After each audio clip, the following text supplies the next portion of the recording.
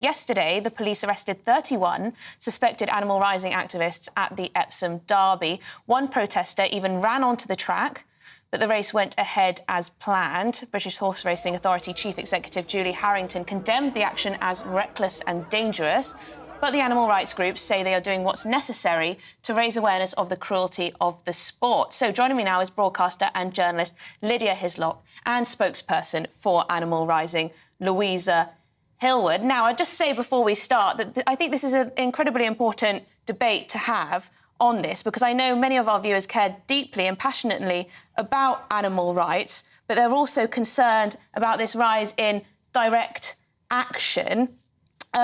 Louisa, yesterday you were at the Epsom Derby, but you were actually outside in the designated protest area, and that had already been agreed with the Jockey Club, hadn't it? Right, so yes, I was at the outside protest. Thank you for having me, by the way. Oh, no worries at all. Thank you for coming.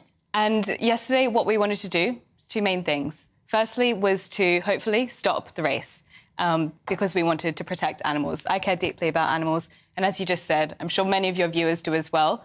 And secondly, we wanted to start this wider conversation about what happens to animals in horse racing. You know, the beautiful horses that were running yesterday. We saw a horse running Lion who on Friday did not want to get into, I mean, none of the horses wanted to get into the starting gates, but this horse actually kicked their way out.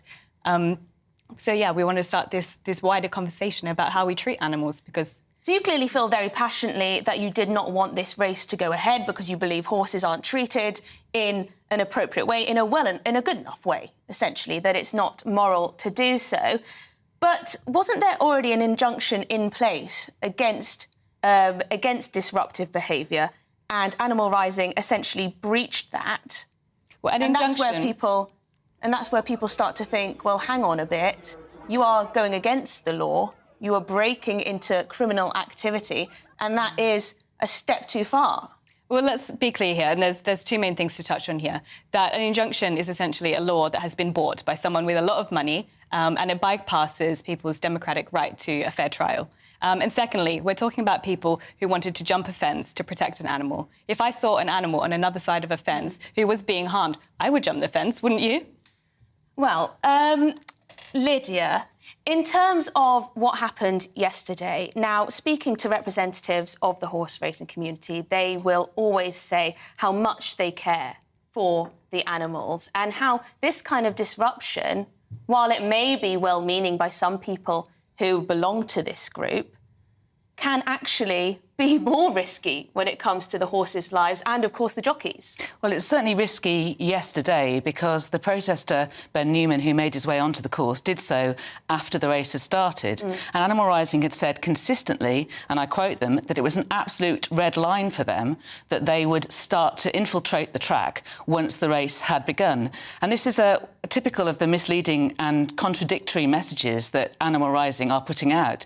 At the start of the week, Nathan McGovern, one of their members on Monday, said that they had no welfare concerns about horse racing, and yet they continued to target horse racing. They mentioned their red lines about not infiltrating the track, but they would talk about putting their bodies in the way of in order to prevent harm coming to horses, where actually they did the opposite of that. They put themselves onto the track, which increased, which made a risk for those horses on the track, made a risk for the jockeys and also the people who were having to make sure that the track was clear. In order to be able to take Ben Newman off the track, they had to put themselves onto the track while a live race had started. And then the wider conversation that Louisa refers to about British people's relationship with animals.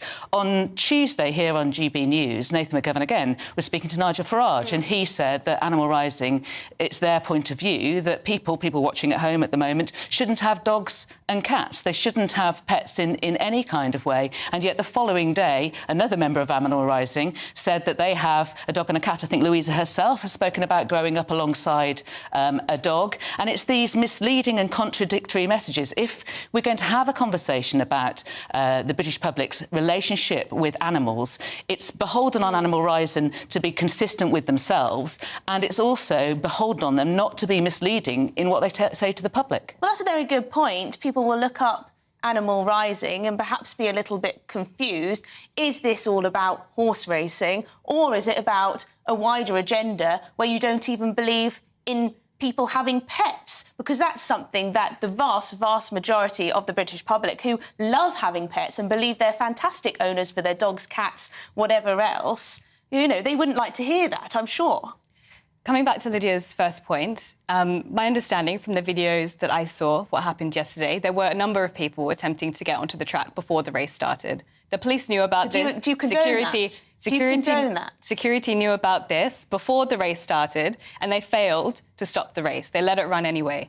And when but why should they have stopped the race? Because one individual decides to take it upon themselves to disrupt something that has been planned for months, that the Jockey Club has been in conversations with and discussions with Animal Rising. I'd like to finish what I was saying, please. So when he ran onto the track, as I said, police and security were aware people were trying to get over the fence before the race started. They took him to the side, and a couple of police officers were sat with him, and the race ran straight past him. And the British Horse Racing Authority, they contravened their own rules, their own guidelines, that they would stop the race if anyone was on the track. Yeah, it is correct. And coming back to your second point about pets, you know, as I was saying, sorry, not today, but last time I was on, I did grow up alongside a dog. And I know many of my friends, you know, many of your viewers will have animals in their home who they love and they treat like family. And that's really important. That's a really beautiful and positive relationship. You know, we have shelters that are overflowing with animals. And definitely, if you can adopt one, I'm totally all for it. But how we treat cats and dogs is not how we treat horses, who are forced to run across a track, being whipped with a metal bit in their mouth used to control their whole body. I mean, in the month of May alone, 20 horses were killed in British horse racing. A horse dies every other day on British racetracks. Your response to that, because we have unfortunately seen deaths of horses during horse racing, and of course, protests have actually led to changes within the industry in terms of the jump height, in terms of other things. I'm not an expert, but whipping, etc., etc. I don't think it's protests that's led to that. What has led to that? Well, I think that it's an industry, a sport that constantly looks at itself. It has vets that work with it. It analyses what happens on the track and what happens in training. And as a result of more money and increased advances in veterinary treatment and in science, it's meant that in terms of fatalities, they have gone down by a third in the past 10 years. Over the past 20 years, the British horse racing the industry has put in more than £40 million into advances in veterinary welfare. And that's not just for horses that race. That actually filters down to everyday horses, horses that some of your viewers might ride when they go to a riding school. 99.8% of horses who race, and there are 90,000 runners per year, 99.8% of horses who race. It is completely correct. 99.8% of runners in a year, and there are 90,000 of those, return to their stables perfectly fine. That is a verified figure.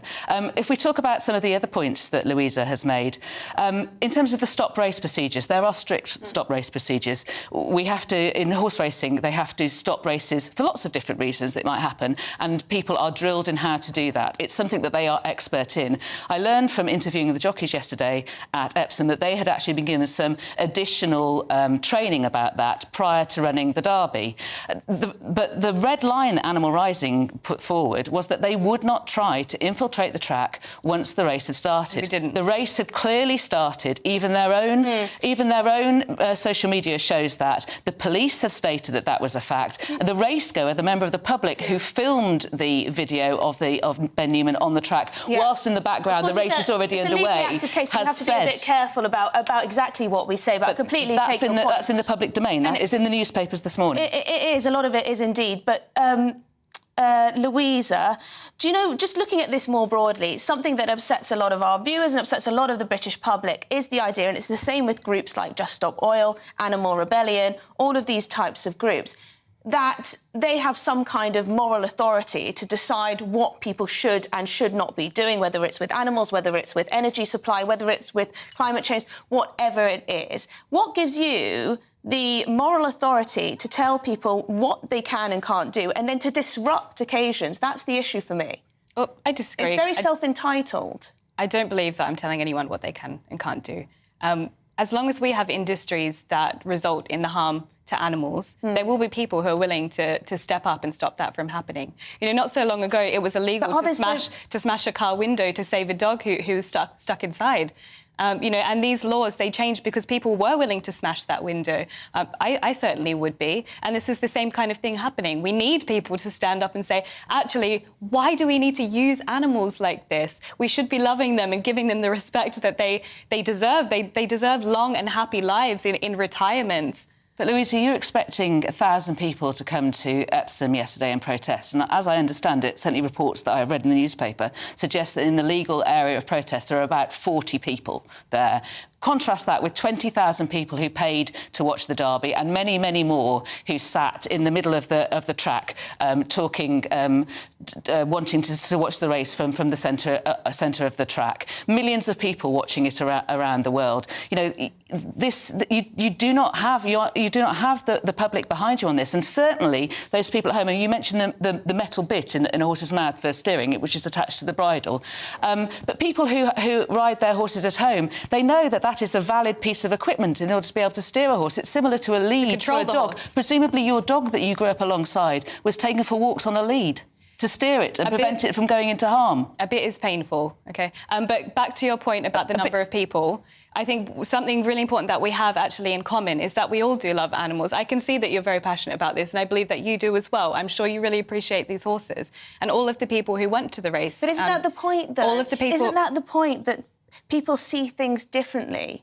And what groups like Animal Rising are trying to do is impose their belief system on everyone else. Well, that's exactly what happens when there are these types of disruptions, whether it's the Epsom Derby, whether it's other derbies, whether it's other races. That is exactly what activists are trying to do, impose their way of life on it.